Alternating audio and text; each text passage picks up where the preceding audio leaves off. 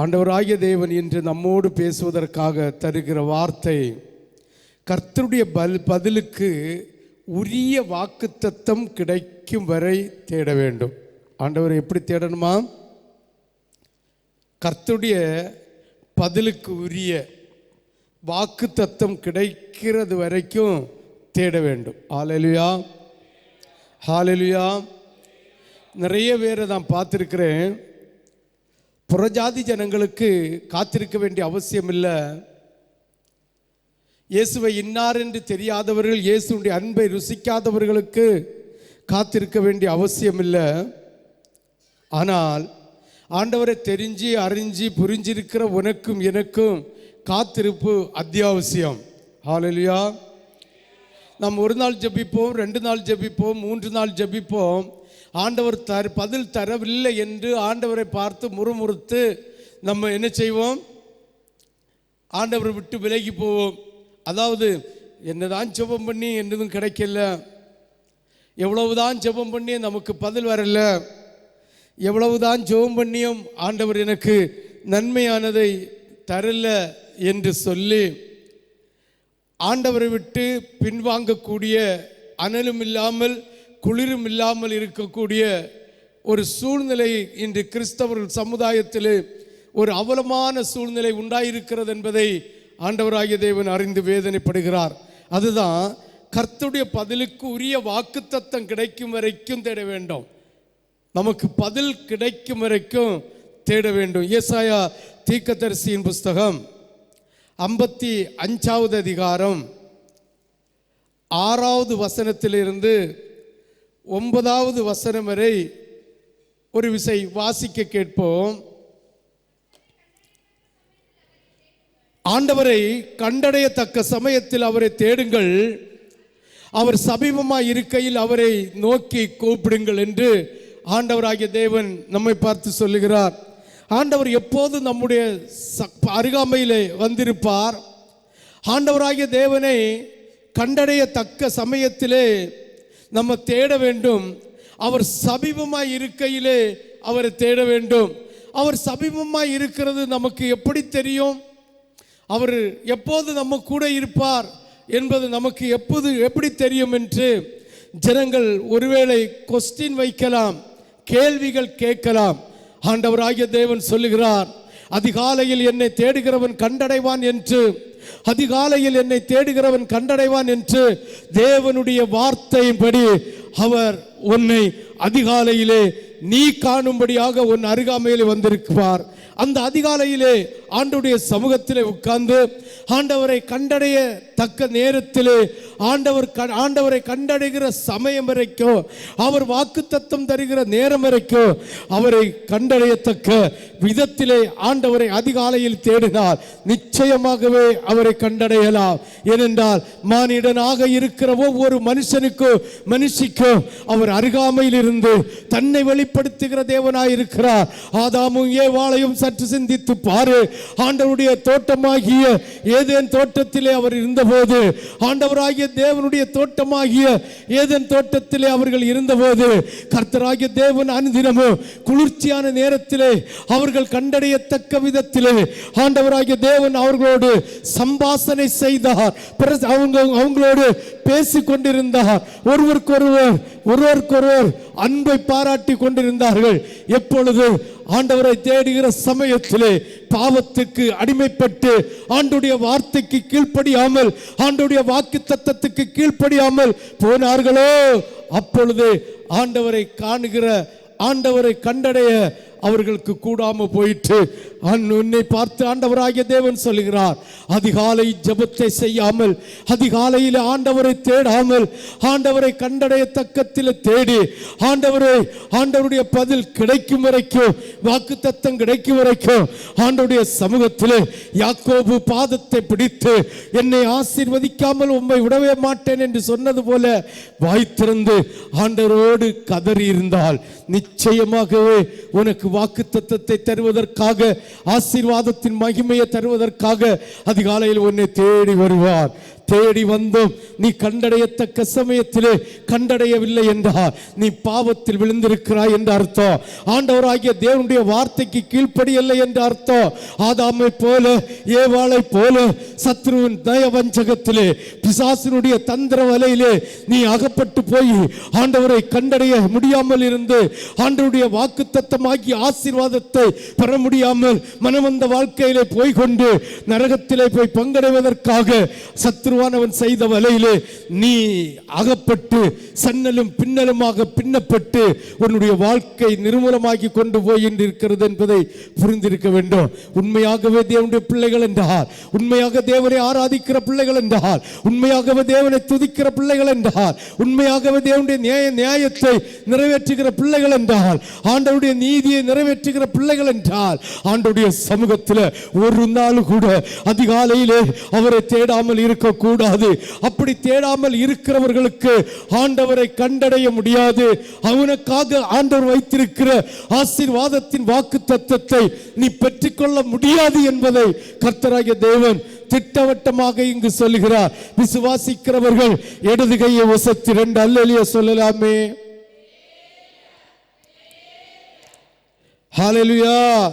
அப்ப கர்த்தரை கண்டடையத்தக்க சமயத்தில் அவரை தேடுங்கள்.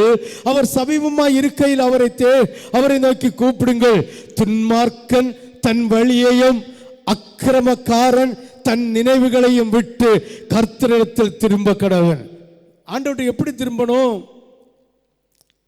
சிந்திச்சு பாருங்கள். அக்கிரமக்காரன் அக்கிரமத்தை விட்டு, துன்மார்க்கன் துன்மார்க்கத்தனத்தை விட்டு கர்த்தரிடத்தில் திரும்புங்கள் என்று கர்த்தர் சொல்கிறார். ஹல்லேலூயா, ஹல்லேலூயா, ஹல்லேலூயா. அப்போது அவர் அவன் மேல் மனதுருக்குவார். தம்முடைய தேவனிடத்திற்கே திரும்ப கடவன். அவர் மன்னிக்கிறதற்கு தயை பொருந்தினவராயிருக்கிறார். ஹல்லேலூயா. அப்ப கர்த்தரிடத்தில் எப்படி திரும்ப வேண்டும்? ஆண்டவருடைய நீதியை நிறைவேற்றாமல், ஆண்டவருடைய நியாயத்தை நடப்பிக்காமல், அவர் திருச்சபையில தந்திருக்கிற இல்ல வேதத்திலே தந்திருக்கிற அதிகாலையில் தேட வேண்டும், குடும்ப ஜெபத்தை பண்ண வேண்டும், வேதத்தை வாசிக்க வேண்டும் என்கிற இந்த நியாயத்தை உனக்கு தந்திருக்கிறார் என்றால், இந்த நியாயத்தை நீ கடைபிடிக்காமல், திருச்சபை ஒழுங்க கடைபிடிக்காமல், அதிகாலை ஜெபத்தை பண்ணாமல், வேத வசனத்தை நீ வாசிக்காமல் இருந்தால், உன்னை போல துன்மார்க்கனை, உன்னை போல அக்கிரமக்காரனை இந்த உலகத்தில் யாருமே கண்டு கொள்ள முடியாது. இப்படிப்பட்டவர்களுக்கு பரிதபிக்கிற ஒரு சூழ்நிலை உண்டாகும் என்று ஆண்டவராகிய தேவன் உன்னை பார்த்து சொல்லுகிறார். விசுவாசிக்கிறவர்கள் மட்டும் ஒரு அல்லேலூயா சொல்லலாமே. நீ அக்கிரமக்காரனா துன்மார்க்கனா? ஆண்டவருடைய சமூகத்திலே ஆண்டவர் தந்த திருச்சபையின் ஒழுங்கையோ, ஆண்டவர் தந்த திருமறையின் சத்தியத்தையோ கடைபிடிக்காமல், அதிகாலை ஜெபத்தை பண்ணாமல், அதிகாலையில் ஆண்டவரை கண்டறியத்தக்க சமயத்தில் நீ கண்டறிந்து ஆண்டவரோடு உறவாடி, ஆண்டவரோடு போராடி, ஆண்டவருடைய சமூகத்தில் இருக்கிற ஜீவ அப்பத்தை நீ பெற்றுக்கொள்வதற்காக ஆண்டவருடைய வாக்கு தத்தத்தை பெறாமல் எந்த ஒரு நாள் நீ அதிகாலையிலே விட்டு நீ உலகத்துக்கு போகிறாயோ, நீ துன்மார்க்கதனத்தோட போகிறாய் என்ற அர்த்தம். நீ குடும்பத்திலே குடும்ப ஜெபத்தை பண்ணாமல், நீ உன்னுடைய வாழ்க்கையிலே குடும்ப ஜெபத்தை பண்ணாமல் நீ ஆண்டவரை விட்டு நித்திரைக்கு போகிறாய் என்றால் நீ துன்மார்க்கன், அக்கிரமன் என்ற அர்த்தம். அனுதினமோ ஆண்டவருடைய வேத வசனத்தை வாசித்து தியானித்து குணஸ்தாலிகளாக நீங்கள் மாறாவிட்டால் அக்கிரமம் நிறைந்தவர்கள் என்று வேதம் சொல்லுகிறது. நீ எந்த இடத்துல இருக்கிறாய் சகோதரா? எந்த இடத்துல இருக்கிற சகோதரி? சற்று சிந்தித்து பாருங்கள், சற்று யோசித்து பாருங்கள். உன்னை குறித்து கர்த்தர் வேதனையோடு சொல்லுகிறார். ஆதாமையும் ஏவாளையும் சற்று சிந்தித்து பாருங்கள். தங்களுடைய அருகாமையிலே வைத்து குளிர் நேரம் அதிகாலை நேரத்திலே ஆண்டவர் வந்து அவர்களோடு பேசி அவர் கொடுத்த கட்டளை ஒன்று. எதற்காக? அவர்கள் பரிசுத்த சந்ததியை உடையவர்களாக மாறுவதற்காக, பரிசுத்த சந்ததியை பெற்றெடுத்து இந்த தேசத்திலே பலிகி பெறுவதற்காக, பரிசுத்த சந்ததி சந்ததியை பெற்றெடுத்து தேவனுடைய ராஜ்யத்திலே அவரை ஆராதிப்பதற்காகவும் அவரை துதிப்பதற்காக வைக்க வேண்டும் என்பதற்காக ஒரு பரீட்சையாகிய கட்டளையை கொடுத்தார். அந்த கட்டளைக்கு செவி கொடுக்காத இந்த ஏவாள் ஆதாமுக்கும் கொடுத்து தானம் புசித்து தந்திரமாய் செயல்பட்டு சத்ருவாகிய சர்ப்பத்தின் கண்ணிக்கு அகப்பட்டு ஆண்டவரை கண்டடைய முடியாமல், ஆண்டவரோடு பேச முடியாமல், ஆண்டவரோடு உட்கார முடியாமல், ஆண்டவரோடு பழக முடியாமல், ஆண்டவரோடு உரையாட முடியாமல் பரிதபிக்கக்கூடிய துன்மார்க்கனும் அக்கிரமக்காரனுமாய் மாறிவிட்டார்கள் என்பதை நாம் இந்த இடத்தில் புரிந்து கொள்ள வேண்டும். ஹல்லேலூயா. சிந்தித்து பாருங்கள் தேவ பிள்ளைகளே, யோசித்து பாருங்கள் தேவ பிள்ளைகளே. நீங்கள் அக்கிரமக்காரர்கள் என்பதற்கு நீங்கள் உலகத்திலே விபச்சாரம் செய்ய வேண்டிய அவசியம் இல்லை, விக்கிரக ஆராதனை செய்ய வேண்டிய அவசியம் இல்லை, களவு செய்ய வேண்டிய அவசியம் இல்லை, அடுத்தவன் பொருளை வஞ்சிக்க வேண்டிய அவசியம் இல்லை. அதிகாலை ஜெபத்தை செய்யாமல், குடும்ப ஜெபத்தை செய்யாமல், வேதம் வாசிக்காமல் இருந்தாலே நீ அக்கிரமக்காரனும் துன்மார்க்கனும் கர்த்தர் உன்னை விட்டு அகன்று போயிடுவார். ஹல்லேலூயா. சிந்தித்து பாருங்கள், ஆண்டவர் யாரை குறித்து அக்கிரமக்காரன் என்று சொல்லுகிறார், யாரை குறித்து துன்மார்க்கன் என்று சொல்லுகிறார்? கிறிஸ்தவர்கள் விபச்சாரம் செய்வதில்லை, கிறிஸ்தவர்கள் அக்கிரமம் செய்ய மாட்டோம் என்று சொல்வார்கள், கிறிஸ்தவர்கள் இயேசுவை புறந்தள்ள மாட்டேன் என்று சொல்வார்கள். அதிகாலையிலே எழும்பி ஆண்டவரோடு பேச தெரியாத நீ, குடும்ப ஜெபத்தை பண்ண தெரியாத நீ, வேத வசனத்தை தியானிக்க தெரியாத நீ, உன்னுடைய கண்ணில காணுகிற உன் தாயும் தகப்பனையும் எப்படி கனம் பண்ணுவாய்? ஹல்லேலூயா. சிந்தித்து பாருங்கள், யோசித்து பாருங்கள். உங்களை குறித்து ஆண்டவராகிய தேவன் துன்மார்க்கன் என்றும் அக்கிரமக்காரன் என்று சொல்லுகிறதுல என்ன தவறு இருக்கிறது? என்ன தவறு இருக்கிறது? துன்மார்க்கன் தன் வழியையும் அக்கிரமக்காரன் தன் நினைவுகளையும் விட்டு கர்த்தரிடத்தில் திரும்ப வேண்டும், கர்த்தரை தேட வேண்டும், கர்த்தரை தேடுகிற விதத்தில் தேட வேண்டும், கர்த்தரை தேடுகிற மகிமையோடு தேட வேண்டும். அப்பொழுது கர்த்தர் உனக்கு வெளிப்படுவா, கர்த்தர் உன்னோடு பேசுவா, உன்னோடு உறவாடுவா. இல்லாவிட்டால் நீ ஆண்டவரோடு சேர்ந்து டீ குடிச்சேன்னு சொன்னாலோ, ஆண்டவரோடு சேர்ந்து இட்லி குடிச்சு சாப்பிட்டேன் என்று சொன்னாலோ, ஆண்டவர் எனக்கு வெளிப்படுத்தி தந்தார் என்று சொன்னாலோ, ஆண்டவர் என்னோடு பேசுறேன் என்று சொன்னாலோ 100க்கு 100 சுத்த போய். அது கர்த்தர் உன்னோடு பேசல. கர்த்தரை போல வேஷம் தரித்திருக்கிற பொல்லாத ஆவி, துன்மார்க்கத்தனத்தை உண்டு பண்ணுகிற ஆவி, பொல்லாத ஆவி, அக்கிரமத்தை செய்ய வைக்கிற ஆவி உனக்கு வெளிப்பாடு தந்திருக்கிறது என்பதை புரிந்து கொள்ள வேண்டும். ஆவியினாலும் ஜலத்தினாலும் மறுபடி பிறந்து ஆண்டவராகிய இயேசு கிறிஸ்துவை சொந்த இரட்சகராக ஏற்றுக்கொண்டு அந்த இயேசு கிறிஸ்து என்கிற வார்த்தையை நீ கடைபிடித்து அதன்படி நடந்து அதன்படி உடுத்து அதன்படி பேசி அதன்படி அலங்கரிக்காவிட்டால் கர்த்தர் உன்னோடு பேச மாட்டார்.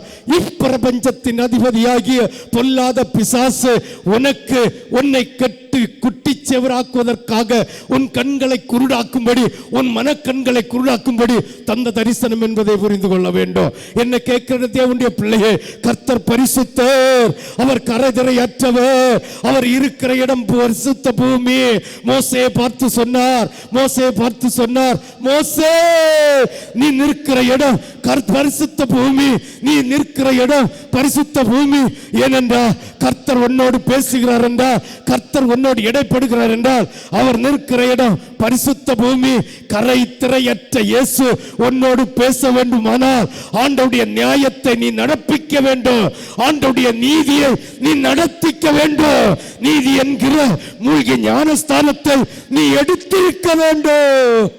ஆவியினாலும் ஜலத்தினாலும் மறுபடி பெறவாட்டார். நீயோ அக்கிரமக்காரன், நீயோ துன்மார்க்கன் என்பதை நீ புரிந்து கொள்ள வேண்டும். என்னை கேட்கிற தேவன் பிள்ளையே, காக்கை தன் குஞ்சுகளை போஷிக்கிறது போல நிச்சயமாகவே அவருடைய சாயல் இருக்கிற ஒன்றை அவர் நடத்துவார். உண்மைதான், அவர் போஷிப்பார். உண்மைதான்.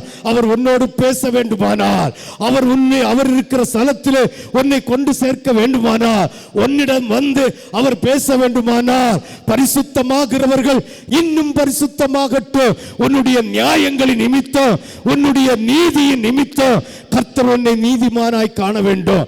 யாரையெல்லாம் கர்த்தர் நீதிமானாய் கண்டிருக்கிறார்? உனக்காக எனக்காக சிலுவையிலே இரத்தம் சிந்தின இயேசுவை, உனக்காக எனக்காக சரிகர் கிழிக்கப்பட்ட இயேசுவை, உன்னுடைய பாவத்தை, உன்னுடைய அக்கிரமத்தை, உன்னுடைய துன்மார்க்கத்தனத்தை போக்குவதற்காக பார சிலுவையை சுமந்து கல்வாரி மேட்டினிலே பாரத்தை சுமந்த இயேசுவை நீ எப்படி விசுவாசிப்ப?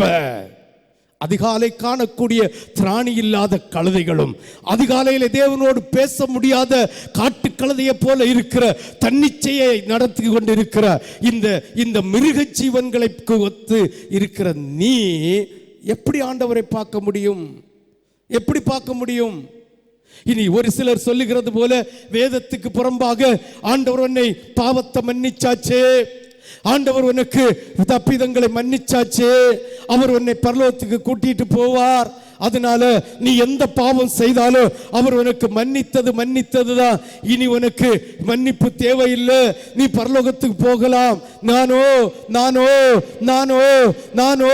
பரலோகத்துக்கு வருவதற்கு தாமதப்பட்டு விட்டால், நீங்கள் பரலோகத்துக்கு போகும்போது அங்கே ஒரு கேட்டு உண்டாயிருக்கும், அங்கு 2 தூதர்கள் இருப்பார்கள், அங்கு உங்களுக்கு கதவை திறக்காவிட்டால் என் பெயரை சொல்லுங்கள், அப்பொழுது கதவு 2ஆக திறக்கப்படும், அப்பொழுது உங்களுக்கு போகலாம் என்று சொல்லுகிற கூட்டத்தில் நீங்கள் இருக்கிறீர்களோ என்கிற அச்சப்பாடு உங்க ஆண்டவருடைய ஊழியக்காரன் ஆகிய எனக்கு வந்திருக்கிறது என்பதில் என்ன சந்தேகம்? ஒன்னு, நீ தினமும் உன் சாயலை முகத்தை கண்ணாடியில் பார்க்குற, உன் கையை பார்க்குற, உன் காலை பார்க்குற, உன் சரீரத்தை பார்க்குற, உன் சிந்தனையை நீ அறிகிற, உன் யோசனையை அறிகிற, உன் நட உனக்கு தெரியும், உன் பேச்சு உனக்கு தெரியும், உன் செயல்பாடு உனக்கு தெரியும், அத்தனையும் தெரிஞ்சு வச்சிருக்கிற நீ ஒன்னு நம்பல. ஏனென்றால் ஐயோ நான் இதை செய்தேன், ஐயோ நான் அதை செய்தேன், எப்படி என்னை கர்த்தர் நீதிமானாய் காண்பார்? கர்த்தருடைய நீதிமானாய் காணாத பட்சத்தில் நீ மூழ்கி ஞானஸ்தானம் எடுத்து என்ன பிரயோஜனம்? நீயோ பரிசுத்தாவின் அபிஷேகத்தை பெற்றேன் என்று சொல்லுகிறது, என்ன பிரயோஜனம்? அந்த பரிதாபம் ஆண்டவராகிய தெய்வம் இதற்காக உன்னை அழைத்தார், இதற்காக உன்னையும் என்னையும் தெரிந்து கொண்டார், இதற்காக ரத்தம் சிந்தினது இதற்காகவோ? ஒரு மனம் இல்லாமல் ஆண்டவருடைய சமூகத்தில் வந்து நின்று அசட்டை பண்ணி அயோக்கியத்தனம் பண்ணுவதற்காக ஆண்டவர் நம்மளை அழைத்து வைத்திருக்கிறார். சிந்தித்து பாருங்கள், யோசித்து பாருங்கள். கர்த்தருடைய கை குறுகி போச்சோ? நின்று கொண்டு இஸ்ரவேல் ஜனங்களுக்கு இன்று அற்புதத்தை காண்பீர்கள் என்று மோசேயிடம் சொல்லி சொன்ன தெய்வம் சமுத்திரத்தில் இந்த முதலையின் தலையை நறுக்கி போட்டு பாளையம் பூரா 10 கிலோமீட்டர் அந்த பக்கம் இந்த பக்கம் அந்த பக்கம் மலையாக கூடி விழ செய்த காடை இறைச்சியை மந்த ஜனங்கள் கண்டு ஆரோசித்தது போல இயேசுவின் அடையாளத்தையும் அற்புதத்தையும் தேவனுடைய பலத்த அதிகாரத்தை நீ கண்டு கர்த்தருடைய அன்பை ஆரோசிக்கிறாயோ என்கிற ஐயப்பாடு ஆண்டவருடைய வேலைக்காரனாகிய எனக்கு வந்திருக்கிறது என்பதை நீங்கள் புரிந்து கொள்ள வேண்டும். ஹல்லேலூயா. சிந்தித்து பாருங்கள், யோசித்து பாருங்கள். ஆண்டவருடைய அதிகாலை ஜெபம் செய்யாதவர்கள் நல்லவனா அக்கிரமக்காரனா? பதில் சொல்லுங்களா? சொல்ல மாட்டீங்களோ? பாருங்கள், ஆண்டவருடைய நியாயத்தை செய்யாதவன் துன்மார்க்கன். இன்னைக்கு காலையில் தான் அந்த வசனத்தை பேசணும். நியாயம் என்ன? அவர் உனக்கு தருகிற வார்த்தை கட்டளைகளுக்கு கீழ்ப்படுகிறது நியாயம். அவருக்கு விதவைகளை போசிக்க சொல்லுவார், அது நியாயம். போசிக்காவிட்டால் அது பாவம். ஆண்டவராகிய தேவன் திக்கற்ற பிள்ளைகளை போசின்னு சொல்லுவார், அது போசித்த நியாயம். இப்படி ஆண்டவருடைய கற்பனையும் கட்டளையும் என்கிற வேதத்தின் திருமறையின் சத்தியத்துக்கு கீழ்ப்படியவும் திருச்சபையில் வைத்திருக்கிற ஒழுங்குக்கு கீழ்ப்படியவும் செய்தால் அது கர்த்தருக்கு இரக்கமான பிள்ளையா, கர்த்தருக்கு தயவுள்ள பிள்ளையா, கர்த்தருக்கு மகிமை உள்ள பிள்ளையா? இல்லாவிட்டால் கர்த்தர் நீதிமானாய் உன்னை காண முடியாது, துன்மார்க்கனும் அக்கிரமக்காரன் என்று அர்த்தம். ஹல்லேலூயா. அப்ப பாருங்க, இந்த இடத்தை சிந்திச்சு பாருங்கள். நம்மை முழுவதும் அறிஞ்சிருக்கிறோம். அதனால தான் கர்த்தர் என்னை நீதிமானாய் காண மாட்டார் என்கிற விசுவாசத்தோடு நீங்கள் இருந்தீர்கள் என்பதை இப்பொழுது கர்த்தருக்குள் விசுவாசிக்கிறேன். ஹல்லேலூயா, ஹல்லேலூயா. ஆண்டவருடைய நியாயத்தையும் நீதியும் செய்யாம நீ காணிக்கை செலுத்தினா கூட கர்த்தர் ஏற்றுக்கொள்ள மாட்டாராம். வேணும்னா கொஞ்சம் சர்ச்சை கட்டி கொடு, சர்ச்சையில் கோபுரம் கட்டிட்டு கோபுரத்தில் மணியை வச்சு விடு. இல்லாட்டா என்ன செய்ய, ஒரு ஒரு ஒரு ஒரு ஒரு சர்ச்சுக்கு ஒரு என்னத்தை சாப்பிட இடத்துக்கு வேறு என்னது, ஒரு கல்யாண மண்டபத்தை கட்டி கொடு. இல்லைங்க என்ன மண்ணாங்கட்டியே கட்டி கொடு. தெரியுமா, அவர் இயேசு ஒரு நாள் சர்ச்சுக்கு போனாராம். நான் கட்டுக்கதை சொல்லலை, உள்ள கதை தான் சொல்கிறேன். நல்ல சர்ச்சுக்கு போனாராம். போன போது தோணிச்சான், இன்னைக்கு இந்த காணிக்கை பெட்டிக்கிட்ட நான் இருக்கணும். ஒரு சேர் போட்டு இருந்திருப்பார், அப்படி தானே? சேர் போட்டு இருந்திருப்பாரா, கீழே இருந்திருப்பாரா? சொல்லுங்களா. சேர் போட்டு இருந்திருப்பாரா, கீழே இருந்திருப்பாரா? அப்பா தெரியலன்னையாவது சொல்லலாமே. அவர் மேன்மையான இடத்தை நாடுகிறவர் அல்ல. ஆமென். என்னுடைய பார்வைக்கு அவர் கீழே இருந்திருக்கலாம், இல்லை சேரில் கூட இருந்திருக்கலாம். ஆமென். தர்மப்பட்டிக்கிட்ட போயிருந்தார். நிறைய பேர் பிடியாக காணிக்க, ஏன்னா இயேசு கிட்ட இருந்தால் காணிக்க கொஞ்சமாக போடுவேன்னு சொல்லுங்களா. இப்படி ஒரு சபையில் நடந்து, நாங்கள் ஒரு நாள் ஒரு இடத்துக்கு போனோம். அங்கே ஷூ எல்லாம் போட்டுட்டு ரொம்ப கட்சிக்கார மீட்டிங் எல்லாம் நடந்திருந்து, நானும் என் மனைவியை 2 பிள்ளைகளும் இந்த சபை வேண்டாப்பான்னு நாங்கள் வண்டியை ஸ்டார்ட் பண்ணிட்டு வரம்போ அலையமட்டத்துக்கிட்ட வரம்போ ஒரு சவுண்டு கேட்குது. இங்கேயோ பொத்தையில் கேட்டு அங்கே வண்டியை விட்டு, நமக்கு ஒரு ஆராதனை வேணுமா வேண்டாமா, ஒரு வார்த்தாண்டர் தரணுமா வேண்டாமா, எந்த கழுதையும் கொண்டு கர்த்தர் நம்மோடு பேசுவாரா பேச மாட்டாரா? நேர போகிறோம், பேர ஒன்றும் சொல்லலை. அங்கே நேர வண்டி மேலேக்கு ஏறி போய் ஆராதனைக்கு போகிறோம். அப்போ தான் தொடங்கி ஒரு சீப்பு நடந்துட்டுருக்கு. போய் உட்கார்ந்தோம். ஆராதனை முடிஞ்சோடனே காணிக்க பாட்டு. நம்ம சபையில் இந்த ஒழுங்கு இல்லை, காணிக்கப்பட்டி மட்டும்தான். காணிக்கப்பாட்டு அது வைக்கிறதுல தப்பு இல்லை, காணிக்கப்பாட்டு வைக்கிறதுல தப்பு இல்லை, வேதத்தின் ஒழுங்கு. ஆமென். காணிக்கப்பாட்டு பாடுது. பாட முன்ன சொல்கிறாரு, நீங்கள் கர்த்தருக்கு கொடுக்க வேண்டிய காணிக்கையை கர்த்தர் பார்க்க வேண்டும். அதனால் உள்ளங்கையில் வச்சுட்டு கையை விரித்து இயேசுகிட்ட காட்டணும். காட்டிட்டு வரிசையை போய் முன்ன போய் போடணும். ஆமென். ஹல்லேலூயா. என்னை மனைவி என்னை மூத்த பார்த்தா, நான் இப்படி என்ன போடாதேன்னு என்னை. ஆமென். என்கிட்ட மகன் இருந்தான், டாடி போட மாட்டான் வேண்டான்னு என்னை உட்கார்ந்துருந்து. ஆமென். ஹல்லேலூயா, ஹல்லேலூயா. எப்படி உன் வலது கை செய்கிறது என்ன செய்யக்கூடாது? இது என்ன செய்யணுமா? ஆண்டவர் பார்க்கணுமா? ஆராதனை முடிஞ்சு அன்னையும் ஒரு வசனம் எனக்கு கிடச்சி, நான் தாகத்தோடு போனேன். எனக்காக ஒரு வசனம் பேசியிருந்து அதையும் வாங்கிட்டு ஆமென் சொன்னோன்னே எஸ்கேப். ஆமென். ஹல்லேலூயா. இதே போல் உள்ளங்கையில் வச்சா ஒருத்தனை 5 ரூபா 10 ரூபாய் வைப்பான். ஐயோ பாஸ்டர் என்னஞ்சுவார், கிட்ட பாஸ்டர் கிட்ட பெட்டி இருக்கு, பாஸ்டர் பார்த்துட்டு இருப்பாரா இல்லையா? எங்கள் வசுகு வச்சிருக்கதையும் ஐயோ கடன் வேண்டிட்டு வந்ததையும் எல்லாம் எடுத்து 50 100ன்னு போடுவாளா போட மாட்டாளா? போடணுமா போட மாட்டணுமா? பிள்ளை போடணும். பாஸ்டர் காண்டுருவார், அப்புறம் பாஸ்டர் ஜெபத்தை கொஞ்சம் குறைச்சிருவாருன்னு எல்லாம் பயந்து போட்டுருவேன். ஆமென்.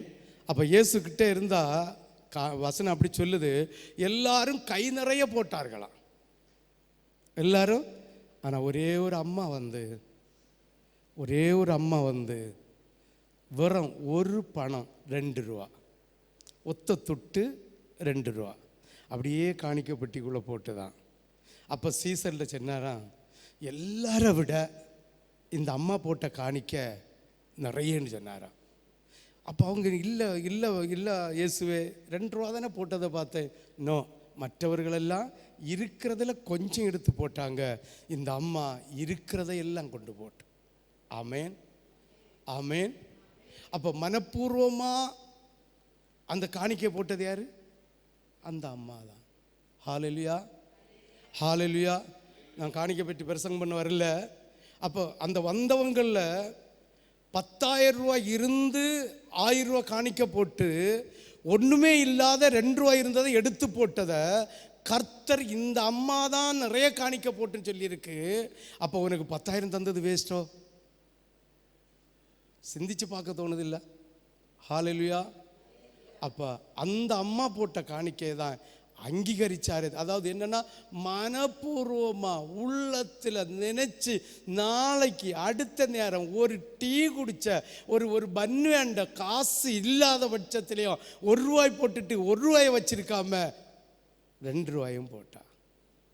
ஆமென், ஹல்லேலூயா, ஹல்லேலூயா. இப்படி ஒரு உலக கதையும் உண்டு, ஒரு உலக கதை. ஆமென், ஹல்லேலூயா. சரி, உலக கதைக்குள்ளே போனால் வசனத்துக்குள்ளே நிற்போம். ஹல்லேலூயா. அப்போ சிந்திச்சு பாருங்க, நீ ஆண்டவருடைய சமூகத்தில் அதிகாலை எழும்பி மனப்பூர்வமாய் மேலெல்லாம் தொடச்சி கழுவி கை காலை கழுவி உற்சாகத்தோடு ஆண்டவருடைய சமூகத்தில் இருந்து ஜெபம் பண்ணி ஆண்டவரை கண்டடைகிறது வேற. ஐயோ, அதிகாலை ஜெபம் பண்ணணுமே, நம்ம பெந்தேகோஸ்துக்கார ஆயிட்டமே என்று போய் எழும்பி ஊத்த நாரையோட வா கொப்பளிச்சிருக்க மாட்டோம், வாயை என்ன செய்ய மாட்டோம், அலசியிருக்க மாட்டோம், ஒன்றும் செய்ய மாட்டோம், முகத்தை கூட கழுவி மாட்டோம்.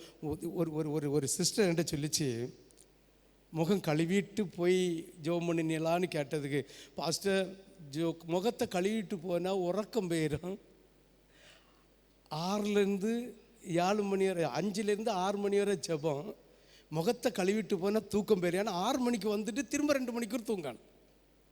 அப்போ அந்த இருதயம் எல்லாம் எங்கே இருக்கு? எங்கே இருக்கு? தூக்கத்திலே இருக்கு. வாசிங்க 55 5 6 இல்லை 6 7 தேடுங்கள், அவர் சமீபமாக இருக்கையில் அவரை நோக்கி கூப்பிடுங்கள். துன்மார்க்கன் தன் வழியையும் அக்கிரமக்காரன் தன் நினைவுகளையும் விட்டு கர்த்தரிடத்தில் திரும்ப கடவன், அவர் அவன் மேல் மனதுருகுவார். நம்முடைய தேவனிடத்திற்கே திரும்ப கடவன், நம்முடைய தேவனிடத்திற்கே திரும்ப கடவன். அவர் மன்னிக்கிறதற்கு தயை பொருந்தினவராய் இருக்கிறார். ஹல்லேலூயா, ஹல்லேலூயா. யாருக்கெல்லாம் விளங்குது? விளங்குறவங்க ஒரு அல்லேலூயா சொல்லலாமே, உற்சாகமாக ஒரு அல்லேலூயா சொல்லலாமே. இனி 8 வாசிங்க. என் நினைவுகள் சொல்லுவாங்க, ஜெபம் நம்ம என்ன சொல்லுவாங்க தெரியுமா?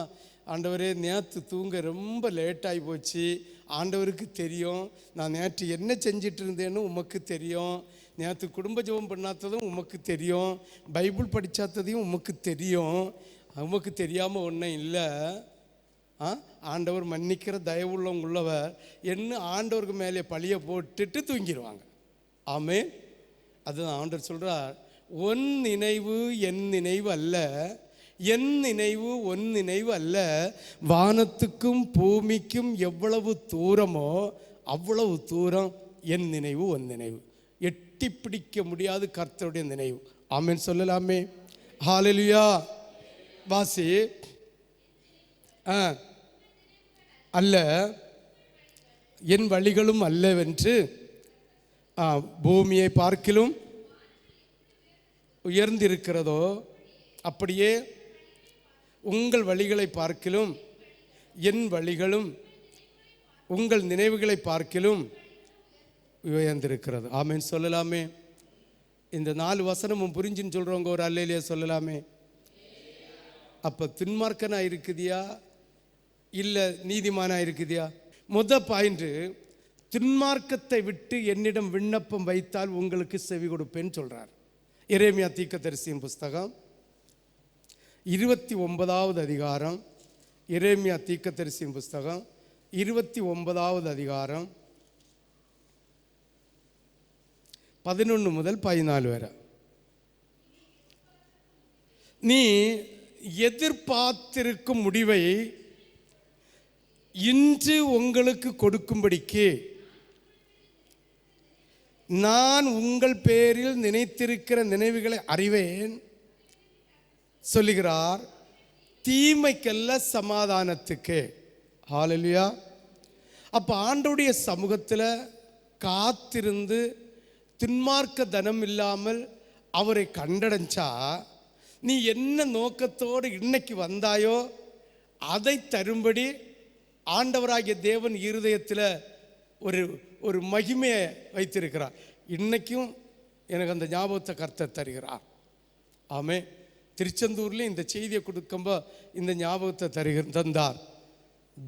ஜூலை மாசத்துக்குள்ள கர்த்தர் எனக்கு ஒரு அற்புதத்தை செய்ய போகிறார். ஆமே. பாருங்க 11வது வசனம், நீங்கள் எதிர்பார்த்திருக்கும் முடிவை உங்களுக்கு கொடுக்கும்படி நான் உங்கள் பேரில் நினைத்திருக்கிற நினைவுகளை அறிவேன் என்று கர்த்தர் சொல்லுகிறார். அந்த நினைவு கர்த்தர் தருகிற ஆசீர்வாதம் தீமைக்கல்ல, நன்மைக்கு. அப்போ இந்த நன்மையான ஈவை நம்ம பெற்றுக்கொள்ளணும்னா நம்ம துன்மார்க்க தனத்தை விட்டு மனம் திரும்பணும். ஆமே. ஒரே ஒரு பாயிண்ட் தான், அதிகாலை ஜெபம் செய்யாத இருக்கிறவர்கள் அதை விட்டு மனம் திரும்புங்கள். ஆமே. ஹல்லேலூயா. இப்போ உள்ள பாட்டிமாரெல்லாம் நல்ல ஜெபம் பண்ணணும். இந்த வாலிப இளம் பிள்ளைகள் இருக்குல்ல, ஒரு 13 வயசுக்கு மேலே 20 வயசுக்குள்ள இந்த பிள்ளைகளுக்கு காலமை எழும்பி ஜெபம் பண்ணணுன்னா தலையை திரும்பி கொண்டு அடுப்பங்கடியில் வச்சது போல கோபம் வரும். பாருங்க, நீங்கள் எதிர்பார்க்கும் முடிவை உங்களுக்கு கொடுக்கும்படி நான் உங்கள் பேரில் நினைத்திருக்கிற நினைவுகளை அறிவேன் என்று சொல்லுகிறார். அது தீமைக்கு அல்ல, நன்மைக்கு மட்டும்தான்.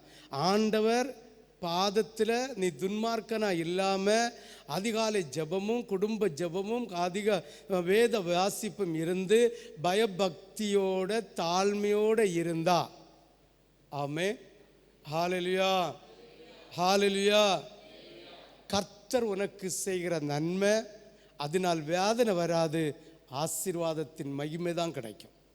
யாருக்கெல்லாம் புரியுது? இதை செய்யாம ஆண்டவர்கிட்ட என்ன வேண்ட முடியுமா?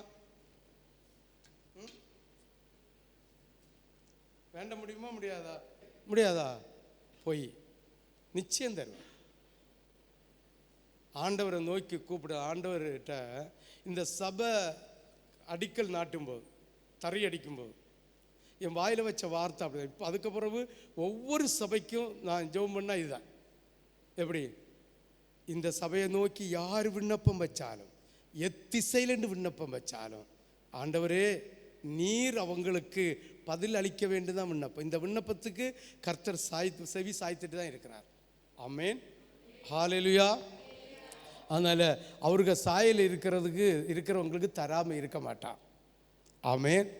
ஆனால் அந்த ஆசீர்வாதம் சமாதானத்துக்குரியதாக இருக்காது, மனமகிழ்ச்சிக்குரியதாக இருக்காது, நம்முடைய தலைமுறை ருசிக்க வேண்டியதாக இருக்காது. அது நம்மளோட மாண்டு போகிற ஆசீர்வாதமாக இருக்கும். ஆமேன். யாருக்கெல்லாம் புரியுது? புரிஞ்சவங்க ஒரு அல்லேலூயா சொல்லுங்களா. வாசி 12வது வசனம்.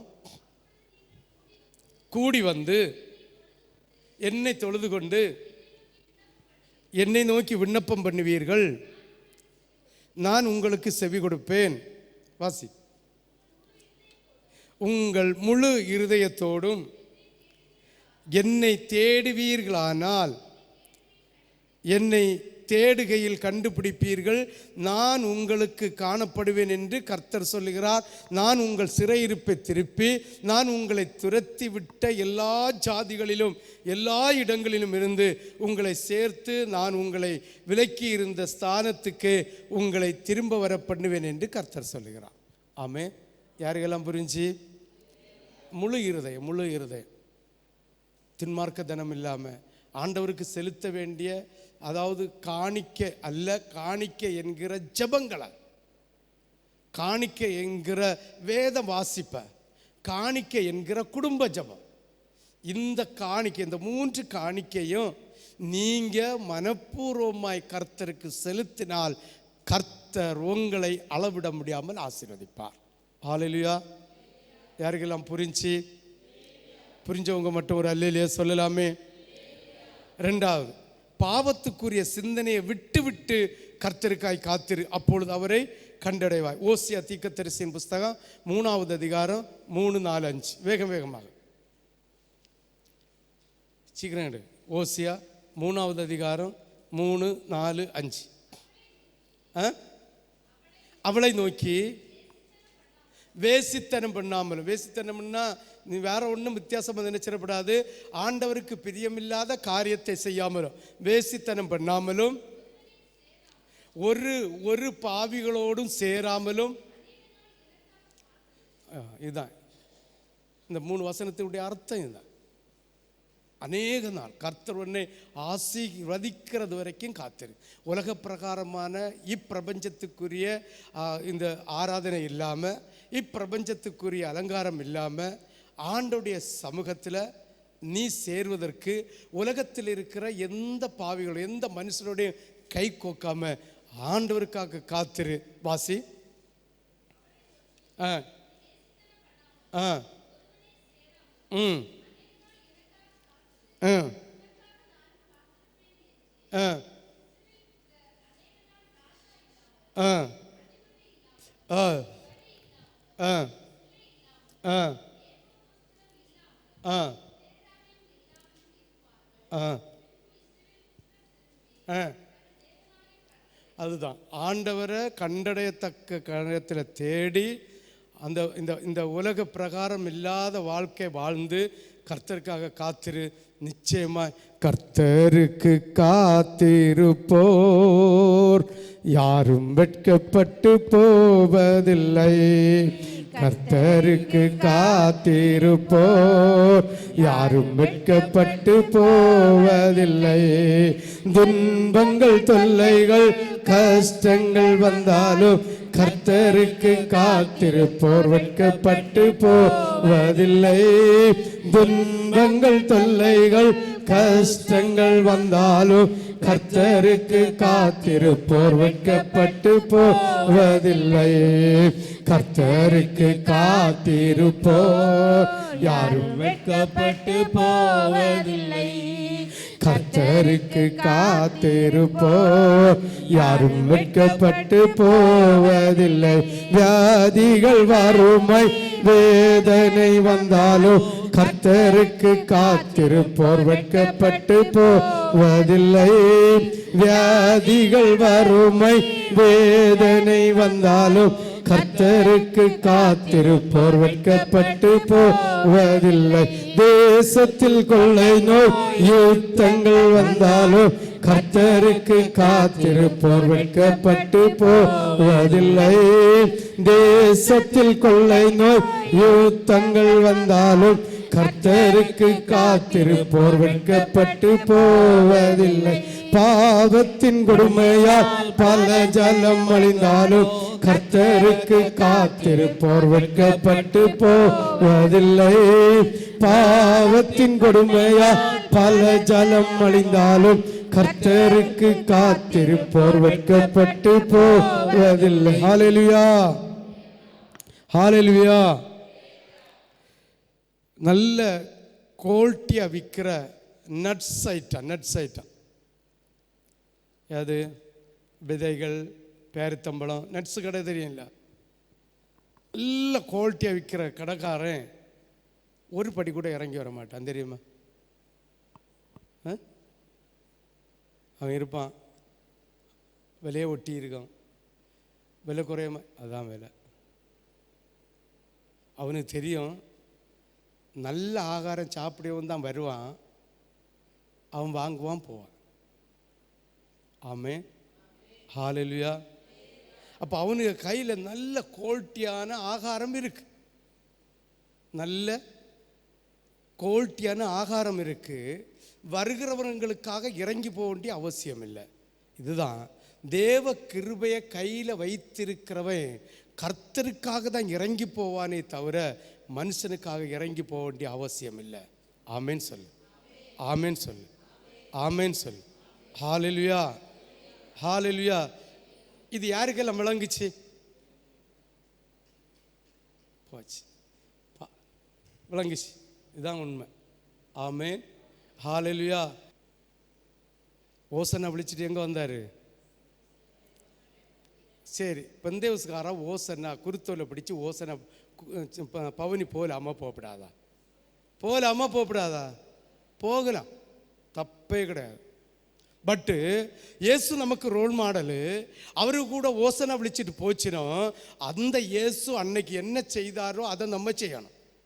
அவர் இப்போ என்ன செய்கிறாரு? இஸ்ரேல் தேவாலயத்துக்கு போனார், சாட்டை ஒன்றை எடுத்தார், அவரே கயரை முறுக்கி எடுத்து அங்கு நடந்த அநியாயத்தையும் அக்கிரமத்தையும் சாட்டால் அடித்து பணக்காசு வச்சுருந்தவனையும், பொருள் விற்க வச்சுருந்தவனையும், லேலம் விழிச்சக்கு வச்சுருந்தவனையும், சந்தை வச்சுருந்தவனையும், அந்த பண்டம் வச்சுருந்தவனையும் எல்லாத்தையும் தூக்கி மறைச்சி போட்டு அடித்து விரட்டினாரா இல்லையா?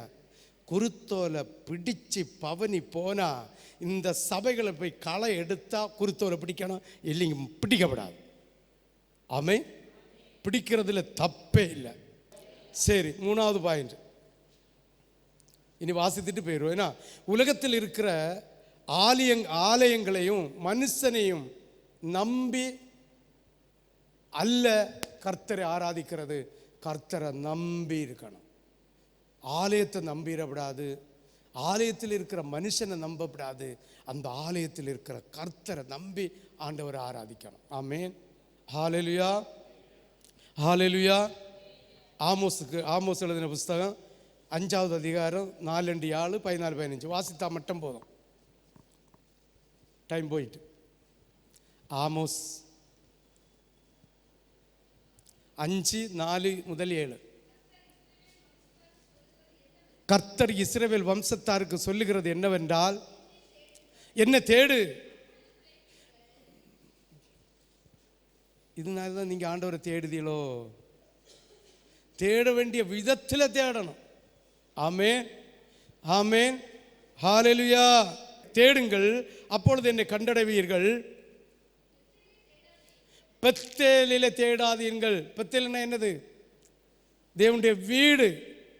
வீடை நம்பி தேடாத, அதை சபையை நம்பி தேடாத, தேசத்தை நம்பி தேடாத, பேர் கேட்ட இடத்துக்கும் போவாத.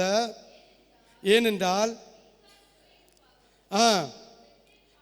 பாருங்க, நான் சொன்னேன் தெரியுமா, ஒரு சபை அடி நடந்து பெத்தேலும் பாலடைஞ்சு போயிடும், பெத்தேலில் இருக்கிற மனுஷனும் செத்து போயிடுவான், அந்த பெத்தேல் இருக்கிற தேசமும் தீக்கரையாகி போயிடும்.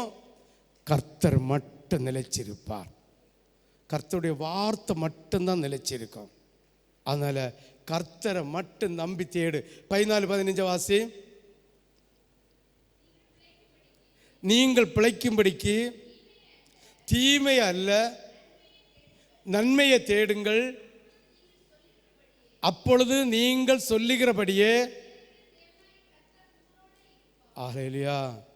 அப்போ நன்மையான காரியத்தை தேடாம, தீமையான காரியத்தை தேடாம நன்மையான காரியத்தை தேடினா கர்த்தர் நம்ம கூட இருப்பார். ஆமென் சொல்லலாமே, உற்சாகம் ஒரு அல்லேலூயா சொல்லலாமே. 5வது, அவிவிசுவாசத்தை விட்டு இயேசுவின் சத்தத்தை கேட்பீர்களானால் இளைப்பாறுதல் அடையலாம். எபிரேயர் 3வது அதிகாரம் 7-2 வாசி. எபிரேயர் 3:7-2. ஆகையால் பரிசுத்த ஆவியானவர் உனக்கும் எனக்கும் சொல்லுகிறபடி இன்று அவருடைய சத்தத்தை கேட்பீர்களானால், வனாந்தரத்திலே கோபம் மூட்டின போதும் சோதனை நாளில் நடந்தது போல உங்கள் இருதயங்களை கடினப்படுத்தாது.